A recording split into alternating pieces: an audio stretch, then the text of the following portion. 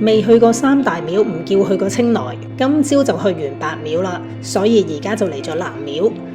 白廟清麗脫俗，南廟瑰麗莊嚴，完全係唔同 style 啊！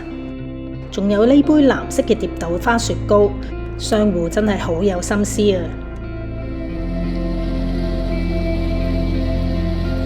一落車就會見到兩尊非常之有氣勢嘅半人半蛇造型嘅門神。南廟嘅本名其實叫武虎寺，相傳呢個地方以前好多老虎出沒，仲會喺度跳舞添啊！個名就係咁樣嚟噶啦。大殿之前有一座水池，上邊白色嘅人像，據說係菩薩嘅徒弟嚟嘅。門口兩邊有一對栩栩如生嘅那迦蛇神。呢對那迦蛇嘅造型同平時我哋見開嘅有少少唔同，仔細睇下佢嘅鱗片係有深淺色㗎，所以太陽照落去嘅時候好似閃閃發光咁。門口嘅頂部有一隻眼睛，好似望住世界發生緊咩事咁樣。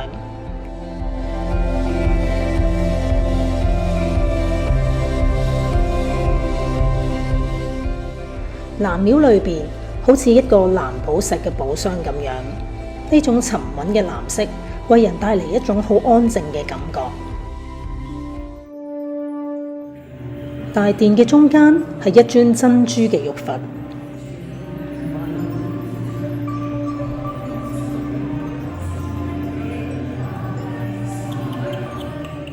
配住藍光閃閃嘅壁畫，的確非常之莊嚴神聖。四邊嘅牆壁有好多壁畫，主要係敘述佛祖嘅故事。雖然我唔係一個佛教徒，但係都可以感受到設計師對佛教嘅虔誠。而呢位設計師其實係非常有名嘅，佢係白廟嘅設計師許龍才嘅徒弟，佢叫做 Putra Gapgel， 佢都有份參與白廟嘅設計，所以仔細咁樣睇南廟，不難發現有一啲微小嘅位置同白廟的而且確係有一啲相似嘅。南廟係喺2005年嘅時候重建，2016年正式完工，大家都可以睇到呢11年嘅心血結晶。佛堂嘅藍色亦都代表咗佛法，向上望嘅時候，好似一片璀璨嘅天空咁樣。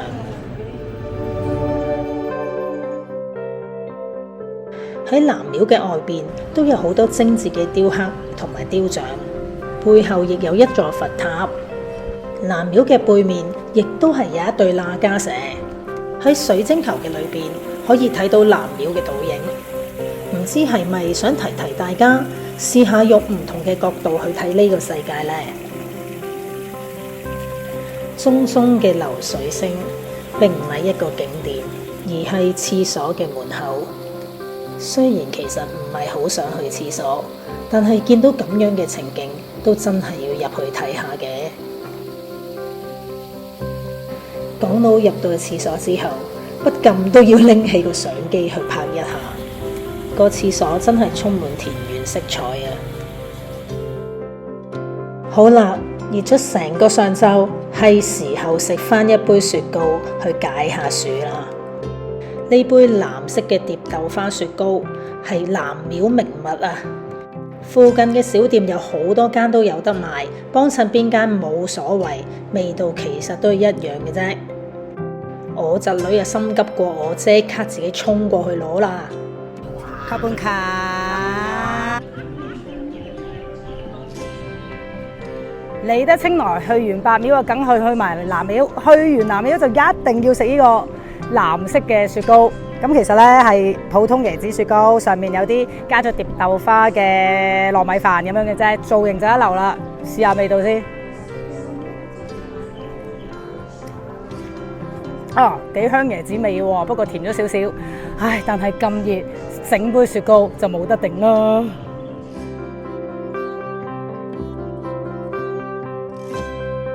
去完白廟，再嚟埋南廟，真係覺得清萊嘅藝術家好厲害㗎。喺佛教徒嘅眼中，呢兩座係廟；喺我哋普通人心目中，根本就係兩座藝術品，係宗教同埋現代藝術嘅完美融合啊！